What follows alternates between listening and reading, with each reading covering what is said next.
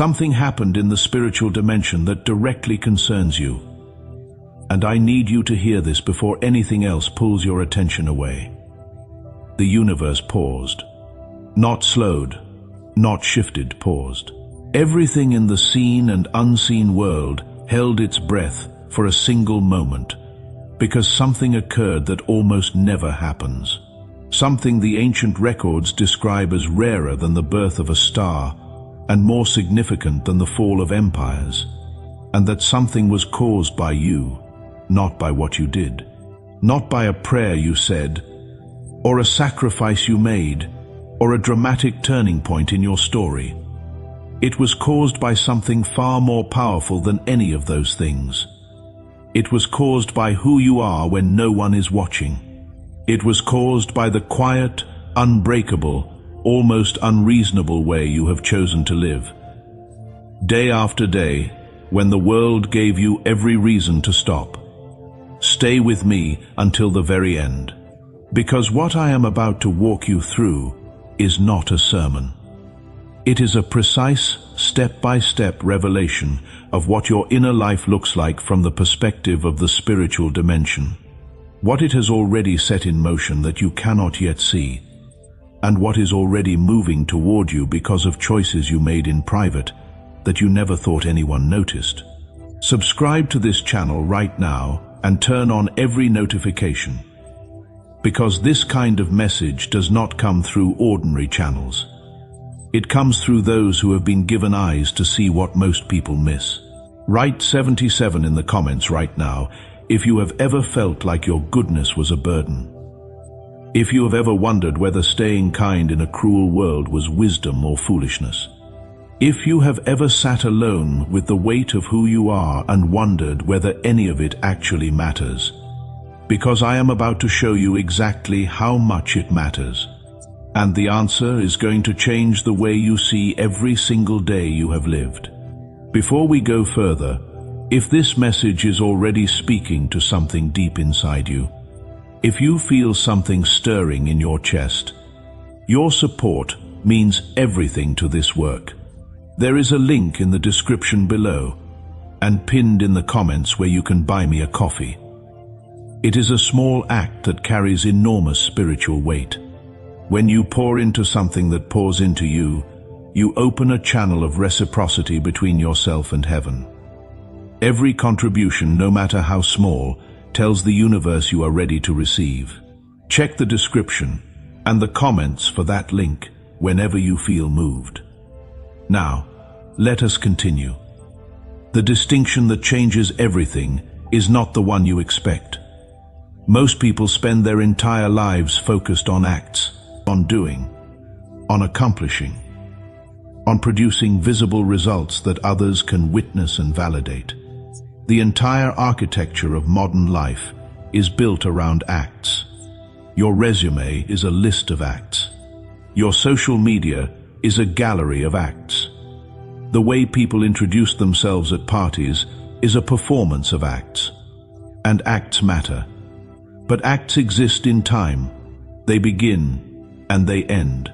They can be performed for an audience and then abandoned the moment the audience leaves. They can be manufactured from ambition, from fear, from the desire to appear a certain way. Acts are the surface of a person, and the surface can be polished to shine regardless of what lies beneath. Attitude is something entirely different. Attitude is not what you do. Attitude is what you are. It is the operating system beneath every action. The thing that determines not just what you choose, but why you choose it. Not just how you behave, but who you are in the spaces between behaviors. Attitude is what remains when the performance ends. It is what you carry into rooms where no one knows your name. It is who you are at 2 in the morning when you cannot sleep and the weight of everything you have been through presses down on your chest. And you make a choice in that darkness about what kind of person you will be when the sun comes up. Here is the truth most teachers are afraid to say directly. The divine intelligence that underlies all things is not particularly impressed by isolated acts of goodness. Because isolated acts can be manufactured, anyone can be generous when generosity costs them nothing. Anyone can be kind when kindness makes them look good. Anyone can forgive when the offense was minor. But sustained attitude, consistent, unperformable attitude that holds its shape under pressure, that maintains its direction under attack, that stays warm when coldness would be perfectly justified, that remains honest when dishonesty would be completely undetected, that cannot be faked, because it requires that the inside match the outside, that the private self and the public self are made of the same material. When that alignment exists, the spiritual dimension responds to it the way the physical world responds to gravity, inevitably, powerfully, without exception. What you have been doing, even when you did not realize you were doing it, is building that kind of alignment. And the dimension that sees everything has been watching. The ancient records contain documented instances of this kind of cosmic recognition. Moments where a human attitude was so sustained and so genuine that it generated a response felt across every level of the spiritual hierarchy simultaneously. Abraham. Not the moment he left his homeland, though that took courage. The moment on the mountain with his son. Do you understand what that required? Not a dramatic decision made in an hour. Years of trust built quietly in private, layer by layer, through 1,000 small choices to believe in something he could not see, when everything he could see told him not to. The act at the end was simply the visible expression of an attitude built in invisible darkness over decades. The response that came established a covenant for generations. Moses, not the parting of the sea. The 40 years in the wilderness before any of that happened. 40 years of an ordinary life. Obscurity. Being a man who had run from his past and was living quietly in the desert. The attitude cultivated in that hidden season, the patience, the groundedness, the willingness to be no one for as long as it took. That was what prepared him. The commandments he later delivered were not given to a man who had always been dramatic. They were given to a man whose attitude had been proven in the unspectacular job, not his initial faithfulness, which was easy because he had everything. The moment of reckoning came when he had nothing, when everything had been stripped away, and he sat in the ash of his former life and still maintained the fundamental orientation of his soul toward truth. He asked hard questions. He felt genuine pain. He did not perform contentment he did not feel, but the deep structure of who he was held, and what returned to him was not simply restored fortune. It was a life rebuilt on a foundation that nothing could take away, because it was no longer built on circumstances but on character. The fourth instance is ongoing. It is not one person, not a singular historical figure. It is distributed across the world right now, through ordinary human beings in ordinary circumstances who have maintained extraordinary attitudes that the world never noticed or rewarded. And you are part of it. If you feel that this work has poured into your life and you want to pour something back, there is a link in the description below and pinned in the first comment where you can support this channel by buying a coffee. It does not have to be much. It is the heart behind it that matters. Your generosity seeds your own harvest. When you give into the work that speaks life into you, heaven takes notice. So if you feel led, go to that link now. Every offering is seen and honored. Now let us keep going, because Archangel Michael is not done. Write 777 in the comments right now if you have kept your kindness even when people mistook it for weakness. If you have stayed honest even when dishonesty would have been profitable.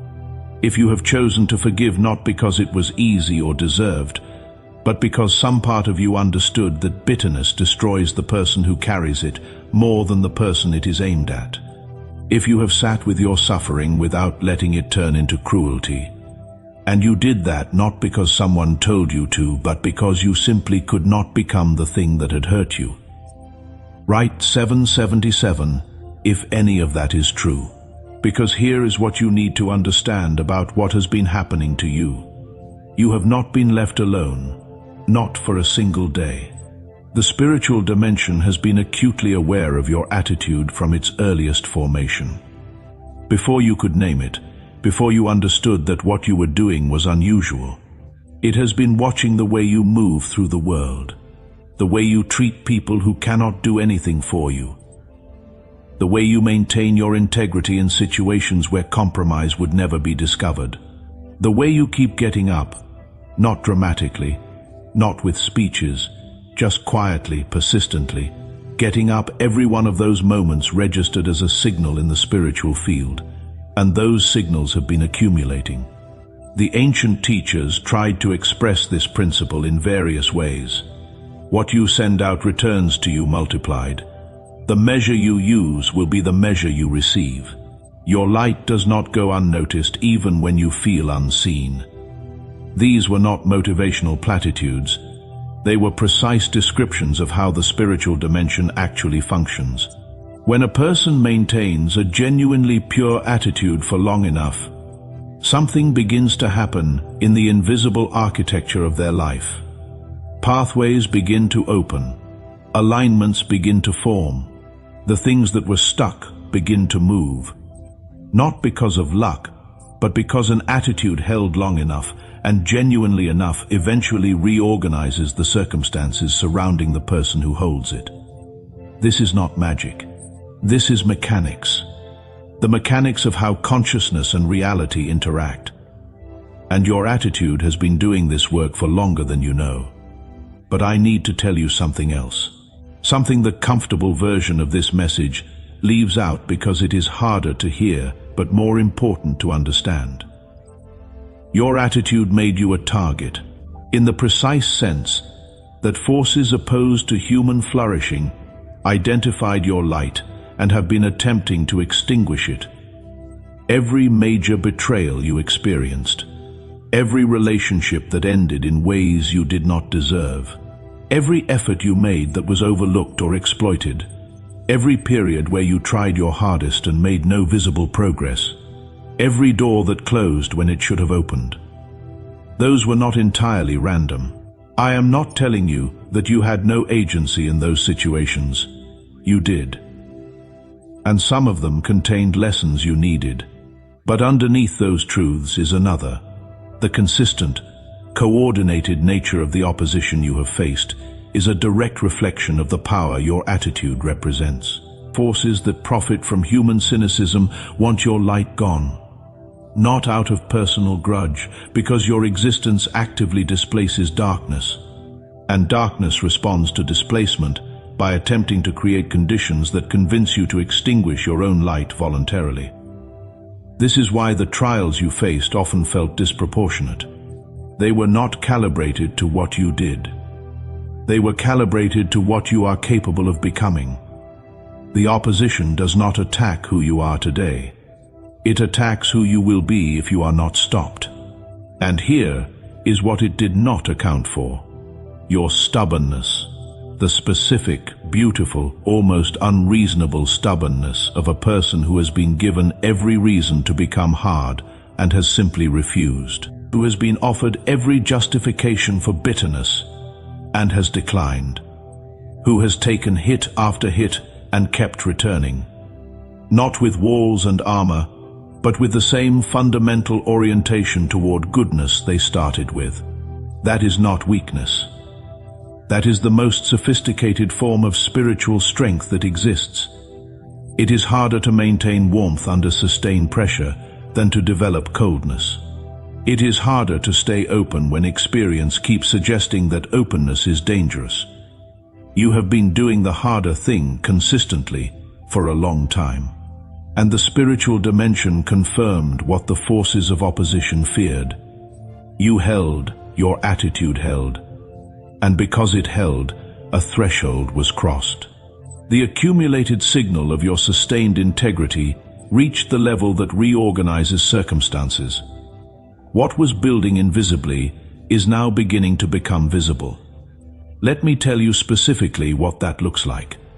because it is important that you recognize it when it appears, so you do not mistake it for coincidence or dismiss it as too small to matter.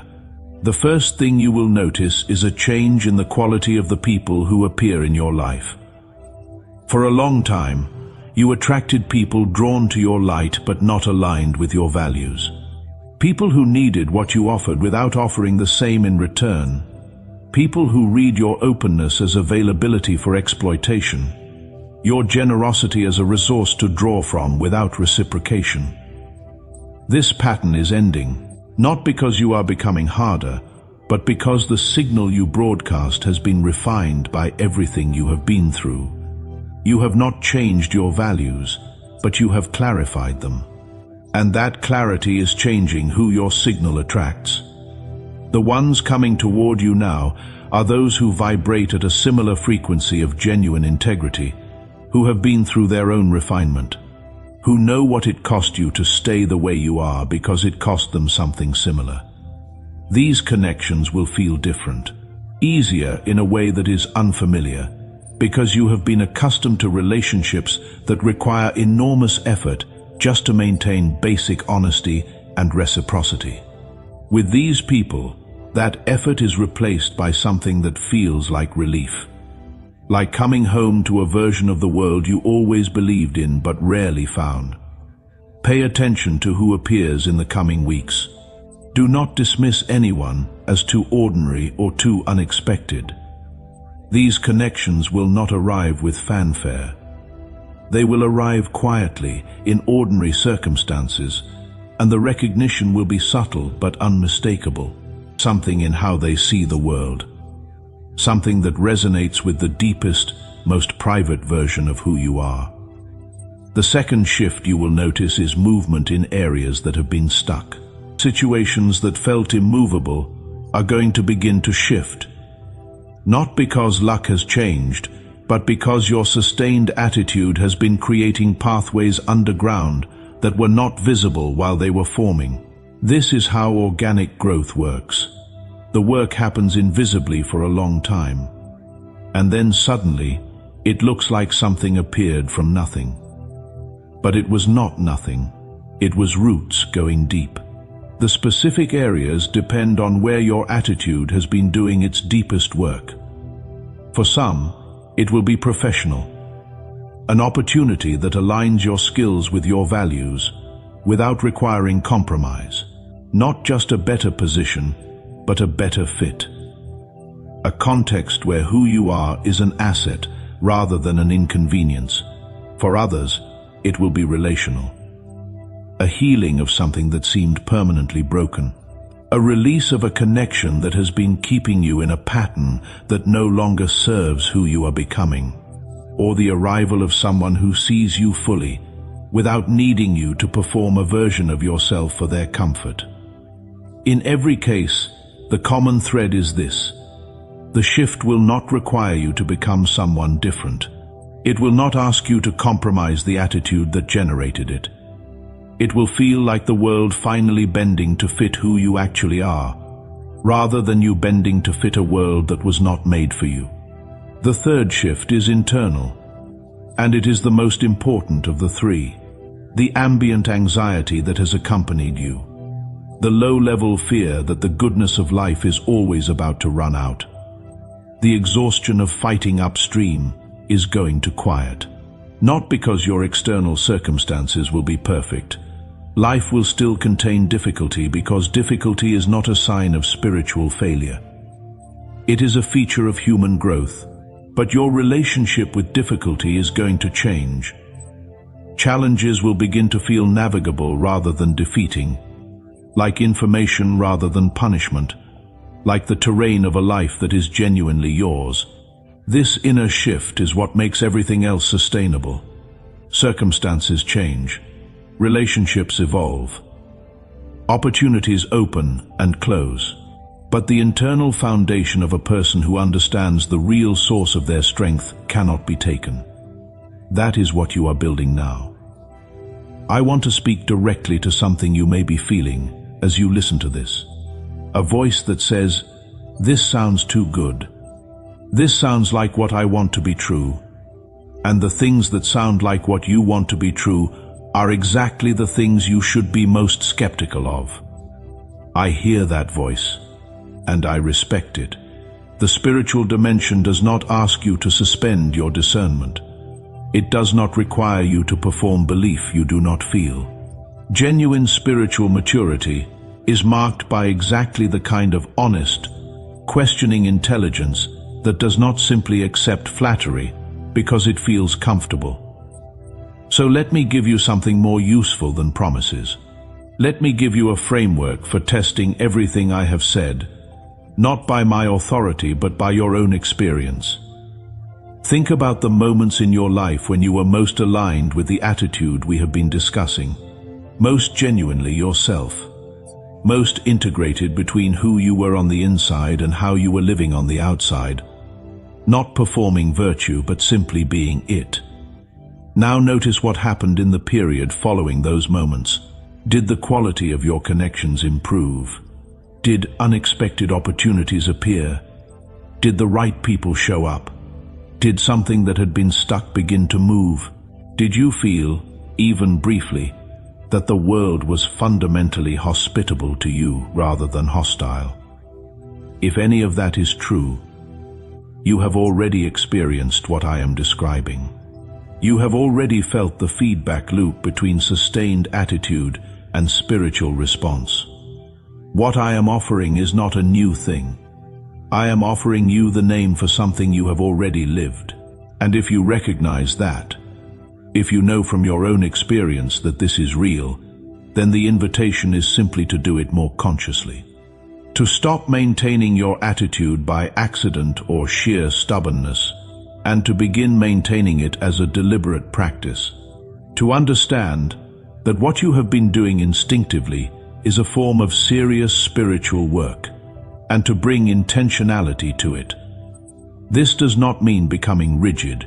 It means understanding what you are doing when you choose kindness over cruelty, honesty over convenience, growth over comfort. It means knowing that those choices are not small. They are among the most powerful things a human being can do, and then making them on purpose. There is something about your place in this moment in history that you also need to understand. You did not arrive at this point in time by accident. The particular combination of trials you have faced, the specific way your attitude has been tested and refined, the precise frequency of integrity you now carry, these are not random. They are the result of a long shaping process that has been preparing you for a role that only becomes clear from where you are standing now. The world is in a period of significant disruption. Old structures that people organize their lives around are proving unreliable. Old sources of meaning are losing their power. Many people are experiencing a disorientation that they cannot name. A sense that the map they were given no longer matches the territory they are living in. In that environment, people like you, people whose inner compass remains oriented toward genuine goodness, regardless of external chaos, become disproportionately important. Not because you need to be a leader or a public figure or someone with a platform, but because the consistency of your attitude in private creates a field that affects everyone in your vicinity. When you walk into a room having maintained your integrity, having chosen honesty, having cultivated genuine compassion, you carry something that other people in that room can feel without being able to name it. You model a way of being that registers subconsciously as possible. You demonstrate that it is still achievable to be genuinely good in a world that keeps offering reasons not to be. And that demonstration, invisible and unheralded as it is, gives the people around you something they desperately need. Not instruction, not inspiration in the motivational sense, just evidence. Evidence that what they most want to believe about human nature is still true. That is not a small contribution. In the particular moment we are living through, it may be among the most significant contributions a human being can make. Subscribe to this channel and turn on every notification if you have not already. This conversation is part of something larger, and I am committed to continuing it with everyone who is ready to go deeper into what we have been discussing. Write 777 in the comments, not as ritual, as a declaration to yourself and to the people reading alongside you that you understand what you are carrying, that you are choosing in this moment to know who you are and to live from that knowing deliberately rather than accidentally. Share this with one person whose quiet strength you have witnessed, someone who maintains their goodness without audience or applause, someone who deserves to know the truth about what that consistency is worth. Here is what I want you to carry with you. You have been through something, probably more than one something. Things that should have changed you in ways that would have made your life easier, because bitterness and self-protection are genuinely easier to carry than the alternative. And yet here you are, still fundamentally yourself, still oriented toward what matters, still carrying genuine care in a world that often treats care as a liability. That is not ordinary. That is the result of thousands of small private choices made when no one was watching and nothing was guaranteed. The spiritual dimension has been watching. Every time you chose not to say the cruel thing you could have said. Every time you extended trust when caution would have been understandable.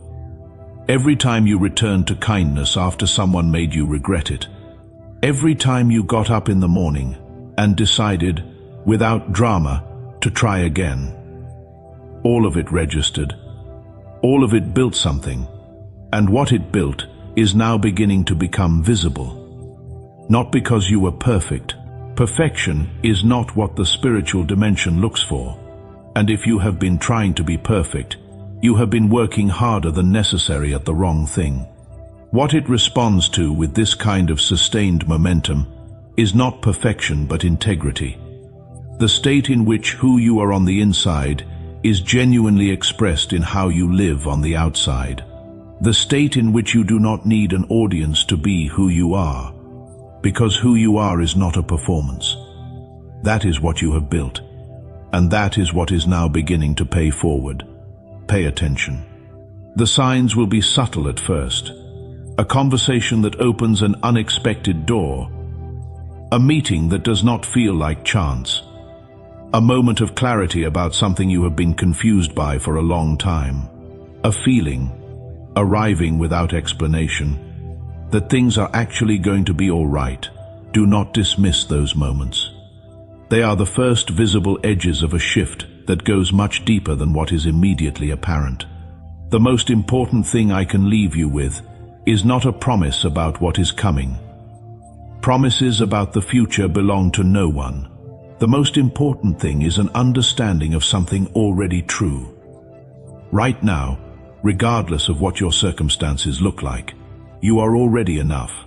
Not potentially, not once you have healed more or achieved more. Already. Fully. Right now. The attitude you have maintained, with all its imperfections and moments of doubt, has been enough to generate a response in the spiritual dimension that is already reorganizing things in your favor. Not because you earned it by being flawless, because you earned it by being genuine, by being real, by being the person you actually are, rather than a polished version designed to attract approval. The universe does not punish human beings for their suffering. It responds to their orientation.